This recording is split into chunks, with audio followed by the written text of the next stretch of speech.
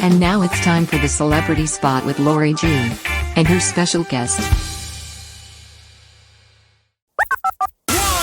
Bring the action. You're listening to the Celebrity Spot with let me say my own name, Lori G. You're gonna listen, because what you're doing is talking to all the stars. Hold up. Okay, fine. Thank you. The Celebrity Spot with Lori G. Welcome to the Celebrity Spot. I'm your host, Lori G.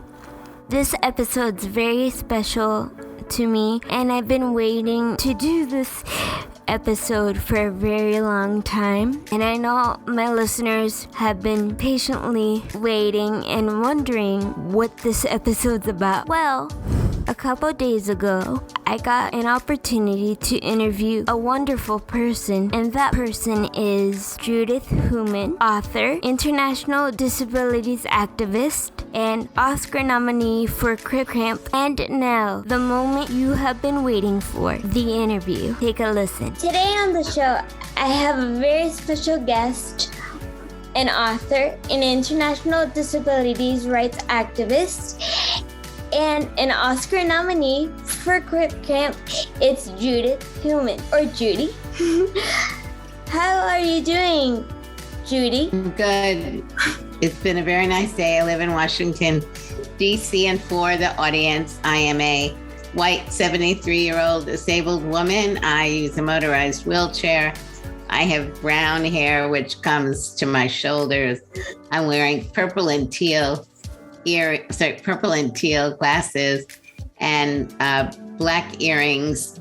And I have on a black t-shirt with very pretty colors of a hummingbird with flowers. And we're in the foyer of my husband and my apartment. My day's been good. I'm really happy to do this with you. Oh, thank you. It's been such an honor to get ready for this interview. I've been looking forward to it for a very long time. Thank you. What inspired you to become an advocate for people with disabilities? You know, I think it was really a necessity. I know that you have cerebral palsy and you're 25. Yes. So laws like the Americans with Disabilities Act and the Individuals with Disabilities Education Act and Section 504 and other laws were all passed and being implemented when you were born. Right. But I was born in 1947. I had polio in 1949, and there were no laws in place. So, you know, my parents experienced lots of discrimination. My mother took me to school, and I was denied the right to go to school because I couldn't walk up and down the stairs. So even though my mother was just going to pull my wheelchair up and down, the principal said I was a fire hazard and couldn't go. So I only had a teacher who came 2.5 hours a week. I had no kindergarten, and the first, second, third, and half of the fourth grade. So I was learning from my mom and my dad about how they needed to advocate for me in order to get me into school. And later, my mother worked with other parents because the high schools in New York City at that time were not accessible. So the Board of Ed selected a few high schools that they designated so disabled students who had inability to walk up steps could go to those schools. So really, I saw my mother and my father advocating for me. And I was meeting other disabled people, both in the segregated elementary school, and I was going to summer camp with other disabled people. And so I think, you know, we were, as disabled younger people and parents who were fighting to get us an education so we could grow up and get a job and, you know, be active in the community, they had to do so much advocacy. So for me, it just became something that was natural. My friends and I really, as we were getting older, were basically deciding we wanted to do more than complain about the problems, because there were many. Yeah. And we really wanted to look at solutions. So that's really how I got involved, out of necessity. I can definitely relate to your story about getting into regular school because when I was younger, my parents did the exact same thing as your parents because the public school that I was supposed to go to didn't allow me to go to that school at first because they didn't want to quote unquote make a ramp in the school, and they made excuses like, oh, she has an EpiPen, she can't go to the school. So my parents were like, no, we need to get an advocate. So they got an advocate and we eventually won, and I went to my home school, and thanks to you, I got to go to my home school, which I loved. I mean, I think it's not just because of me, but many, many, many other people, including your parents, you know? I mean, I think had your parents, like my parents, I mean, that's really the correlation. Your parents your father came from Cuba. Yes. Your mother's family was from Cuba. My parents came from Germany during the Holocaust. And so I think one of the things that was going on with your family and mine is that they thought that the system would respond appropriately. Right. And when it didn't, they had to make a decision, right? Your parents and my parents, were they just going to accept what was being given? And in your case, in my case, the answer was no. No. Although in your case, because there were so many laws already in place, your parents had, more on their side. But I think nonetheless, what's unfortunate is that this was happening in 1997, 1998 for you. Yeah. And for me, it was 1953 or something. And so really very sad to see that some of the same problems, in spite of the laws, are still happening. Yeah. So you have two books. One is called Being Human, and the other one is called Rolling Warrior. I have them here. Being Human and Rolling Warrior, which I love. So Being Human is the adult version. Okay. And then Rolling Warrior is for young adults. Yes. Well, how are they different and how are they the same? They're basically very similar. Okay. But the young adult version, there was an advisory group of young adults, mostly with disabilities. And so the formatting is different. Some of the chapter names are different. The layout is different. The language is a little bit different. And there are pictures in the younger version, not in the older version. And I think, it really, the youth version is focused on youth. So students like 10 to 15 years old. But in both cases, it's really intended to let people learn about my story. And that's what I think, books and podcasts and things are very important for, because sharing our stories, which is why you started doing your podcast, is really important. Being role models for other people so that other disabled people and non-disabled people can learn about who we are. And equally importantly, learn about the struggles that we've had to deal with and how we've been addressing them. Which is your favorite chapter from both books? So, I mean, I like the books, the whole book. So, but what I like, not so much particular chapters, but I wrote this book in conjunction with another woman named Kristen, and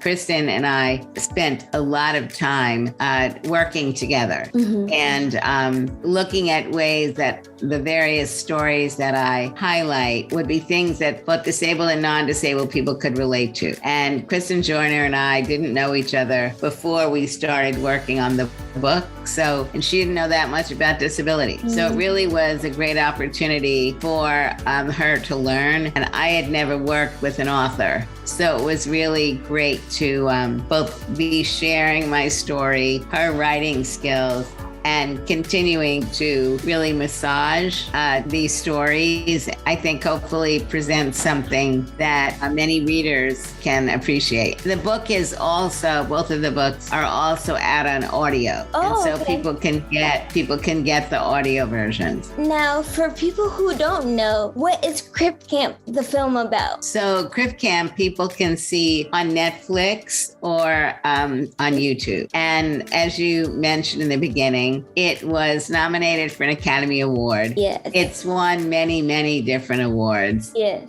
Peabody being one of them. Mm-hmm. I think what is very powerful about the film, first of all, the vision of the film came from a gentleman named Jim Lebrecht. I call him Jimmy Lebrecht. Jimmy himself was born with spina bifida. He did go to regular schools, but he was interested in going to a camp with other disabled people. And so he went to this camp called Camp Jeanette. I had already been going to that camp for a number of years. In the summer that Jimmy came, I was a counselor. I encourage people to see the film because it is a documentary and it really gives people, I think, a good understanding of what was going on in the early 70s through 2016, 17, or 18 when the filming stopped. And it allows people to really learn about disabled people, the fight that we had for various pieces of legislation. And I think one of the important parts of the film is it allows people to see the strength of the disability community and how over the years we were really learning how to come together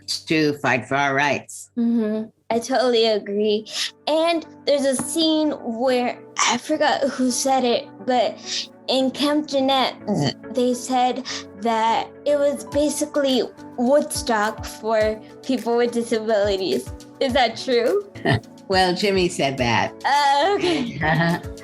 I think it was true in a certain way, and that is that it was an overnight camp, Right? Not a day camp. Being in an overnight camp is different than a day camp because people were there for 4 weeks or 8 weeks, and I was there 1 year for 4 weeks, and then a couple other years for 8 weeks, and obviously in 1971 when the footage was taken of the camp. I worked there for 8 weeks. Oh, wow. So it was an opportunity for younger disabled people to be together, to learn from each other, to do things that we might not have been able to do back in our own communities when we were living with our families, but basically doing things that other teenagers were doing because they could drive, they could take a bus. Most of the people are from New York City, right? But because New York City at that time in the 70s didn't have accessible transportation and didn't have curb cuts. So camp was really an opportunity to grow. I just love the film. Thank you. You're welcome. What was it like being a part of the Oscars? Oh, the Oscars were amazing. I mean, it was COVID, so we had to be tested before we left to go to California. We had to be tested the day after we arrived, and we had to be tested the day of the event. And so they were we had to wear masks, unlike Florida, it was very strict. And we also had to show our vaccination cards. Oh, wow. So, which is becoming much more prevalent in the DC area. You have to show your card. Okay. Get into places. But it was great because I never expected to be able to go because of COVID and the numbers were very restricted. The people who were invited to go for the films were the directors and the producer. So Jimmy Lebrecht and Nicole Newnham were the directors and Sarah Boulder was the producer. And then they each got to invite one person. And so I was one of the people that was invited. Oh. And I was very, it was amazing. I had clothing that was designed by a company in New York, and they did an amazing job. And the people were great. The hotel, we stayed in a Marriott. It was all like, even though we had to basically stay in the hotel most of the time, going to the Oscars was very exciting. The numbers were very much smaller than normal. But, Mark Arian, New York City, was the company that designed my clothes. And they sent out a photographer and there was an article written about it. And all of that was very different. And it was really wonderful to be a part of the group because Jimmy uses a wheelchair. I use a wheelchair. A woman named Andrea Levant was the other person who has been running the Impact campaign for Crip Camp and her dog, and Sarah and Nicole. And it was the first time ever that there were people using motorized wheelchairs who had been nominated or were in the film that had been nominated. And unfortunately, we didn't win that award, but nonetheless, we did win because we were in the top 5. Yeah. And the film has gotten many, many other awards. I really encourage everybody to either go to Netflix and watch. It's called Crip Camp, CRIPCAMP, or get it on YouTube. It's a full-length film. I completely recommend it. It's amazing. And walking down the red carpet, how did you feel? I felt very gratified.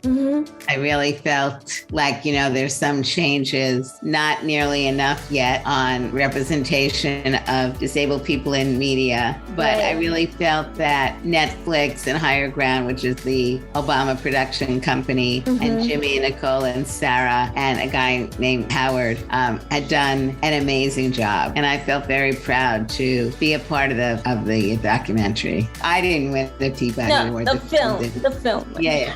The only reason I say that is, Jimmy and Nicole and Sarah and all the others who made the film did an amazing job. I'm one of the voices in the film. As I said, I'm very happy that I was able to be in the film. And of course, we were all very proud about getting the Peabody and the multiple other awards. And being nominated for an Academy was amazing, equally amazing. And so, I felt and feel very proud of the work that they all did in coming up with the idea and raising the money and doing the amazing work that they had to do in filming, in gathering information from archives, in editing. I mean, it was a very labor-intensive job, and I think they did an amazing job. How many years did it take? Them about, I think 4 years, 4 or 5 years. Oh my gosh, that's insane. From the beginning of its inception. Well, it was well worth it. The wait. I saw that there might be a movie in the making of your life. What can you tell us about that? So there is a movie that's going to be made from the book. Okay. It's just in the beginning phase, but it's been bought by Apple. So Apple will, And the woman who's going to be the director, writer is a woman named Sean Heder. And she, your audience may have seen or wish to see, it's called CODA, C-O-D-A, Child of a Deaf Adult, with Marlee Matlin. Yes. And so Sean is going to be directing and writing our film. I don't know what the name of it's going to be yet. We're just starting the writing phase of it. So I presume it'll be, 1 to 2 years before it comes out. Oh my gosh, that's so exciting though. Yeah, I'm very excited. I'm very honored. Yes. You have to let me know if you guys are going to have like a red carpet or anything. I want to be a part of it.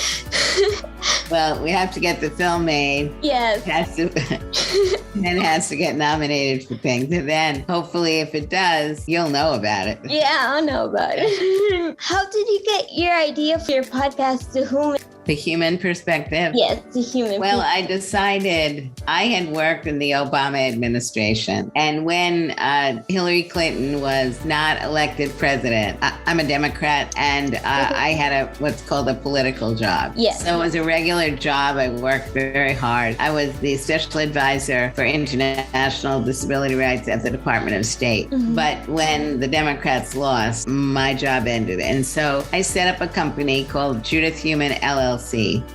And I decided that I was interested in doing more social media, not that I was an expert in it. And so I was able to get some people together to work with me, and we started The Human Perspective in 2017. We started out as YouTube, Facebook Live, and then that was 2017. And this year, in about April, we decided that we would start doing podcasts. So we do podcasts twice a month. And then also the podcasts, which are about 40, 45 minutes, get edited down for YouTube. They're Thank so you. informative, but like has a fun twist to it. Thank you. You're welcome. Do you have any advice for anyone who wants to become their advocate for themselves that have a disability but doesn't know how? Well, I think people know how. Yes. I think we need to give people more credit. I think frequently it's important to be working with other people because sometimes things that we're trying to do can be scary doing it by ourselves. But, I'm sure there have been many times when you've advocated for yourself on the spot where someone has said you could or couldn't do something and that you wanted to do. And I'm quite confident that you know how to speak up for yourself. Yeah. So what I think is important also is we have to believe in ourselves. And that's really important. And I think we need to know what we want for ourselves. Not that it's not going to change, not that we're going to get everything we want or when we want it. Those are all things that are not solely disability related. But I think it's important to belong to disability rights organizations, to be able to talk to friends with and without disabilities if we feel that something is happening incorrectly that we want to deal with. And I think it's important to try not to feel ashamed and,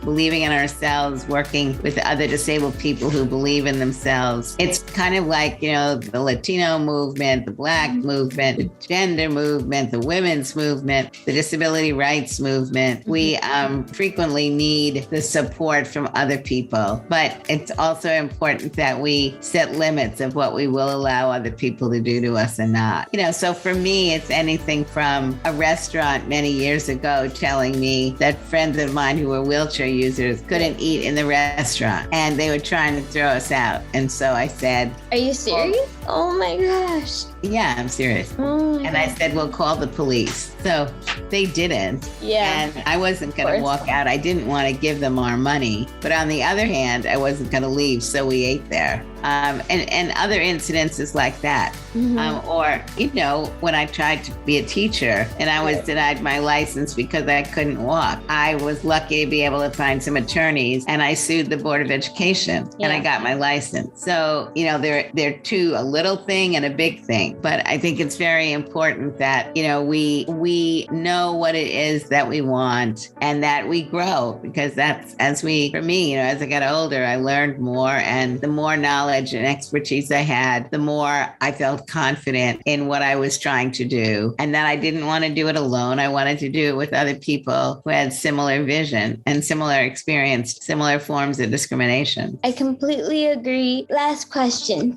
Okay. Where can my listeners find you on social media? They can go to Spotify or to Apple. They can look for The Heumann Perspective, HEUMANN, and they can look me up on Facebook, Twitter, and Spotify. Sorry, Instagram. You can tell I'm older. It's okay. It happens. It happens to me a lot too. It's like, it's not just you.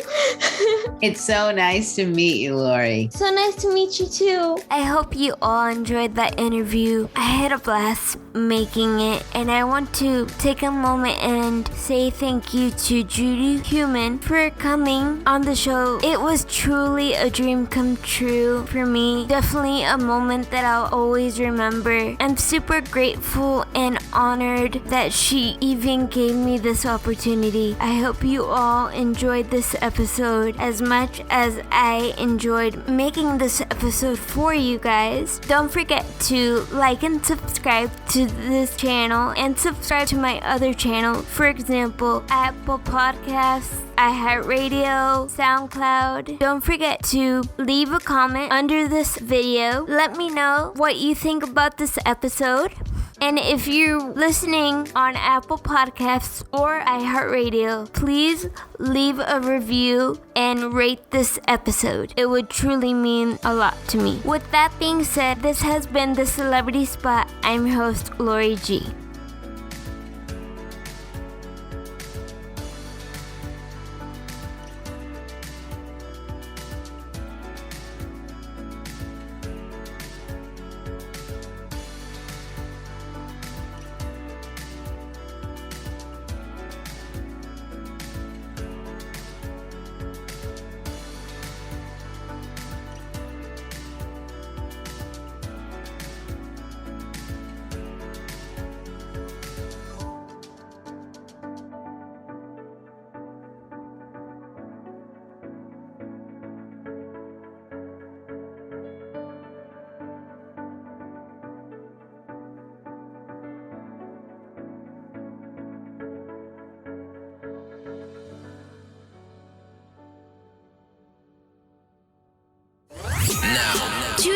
The Celebrity Spot. I like that. With your host, Lori G. Totally. This is where celebrity fanatics rejoice.